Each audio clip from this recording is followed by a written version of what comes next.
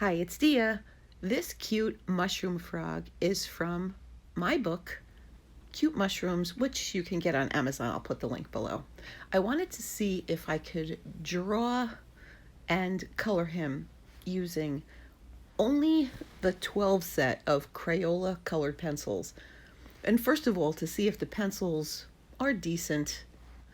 And second of all, just to see if there was enough colors in there to make this picture look nice. I did a very sketchy, quick outline. Like I said, just with that mechanical pencil. And I decided to make that scene just like the scene in the book. There's a few punks and cattails in there. A little bit extra. You can leave those out if you like. But I started with the orange, even though the top of that mushroom is typically red, that fly agaric mushroom. But I wanted it to look dimensional, so I used that lighter color in the center. And then there's two reds in that 12 set. And I used the lighter red first, and then the darker red around the outside. They're pretty similar. The black pencil was surprisingly dark, and I was able to make those eyes look decent. The two greens, the light and the regular green, although there is a difference, I can't say there's a crazy difference, but it was enough that I could differentiate. I was going to use the light green on his belly, but I needed to put some yellow first to lighten up the area. Well, it was more like brighten up the area because those greens, like I said, were not that close, but close enough. Now, at first, I pushed very, very lightly because I know those those colored pencils typically get shiny very, very quickly. So I was able to go over the greens and make the outline slightly darker. Now this is the brown, and I was making the gills in that underneath part of the top of the mushroom. That brown is like a decent neutral brown. I also did some shading on those dots. Now here's the moon. Here was my first issue. I had to push so lightly to make the details on the face of the moon. I was wishing that I had a gray there because it was kind of hard to make it look okay, and I was struggling. And then all of a sudden it was okay.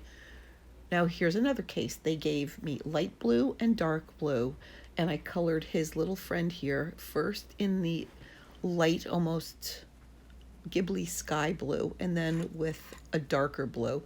I used black for his expression on his face, and I also used the black just for some shadows.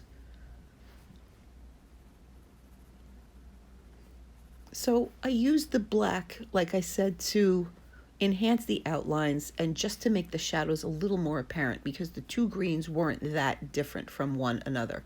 But all this being said, these crayons, I'm just doing the punks now in brown, these colored pencils were actually relatively decent. And the colors were nice and vibrant. And here's the blue. This is the dark blue for the background. I went over it very lightly at first because I wasn't sure what the color was going to look like, and I just wanted to be careful. Here's the black. I'm going to make an area underneath.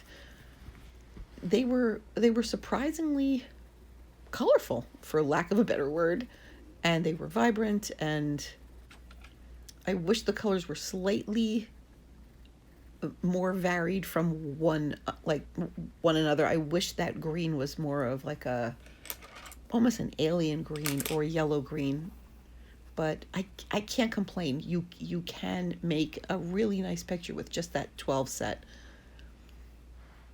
I'm going over the clouds a little bit, and I added some yellow to the moon.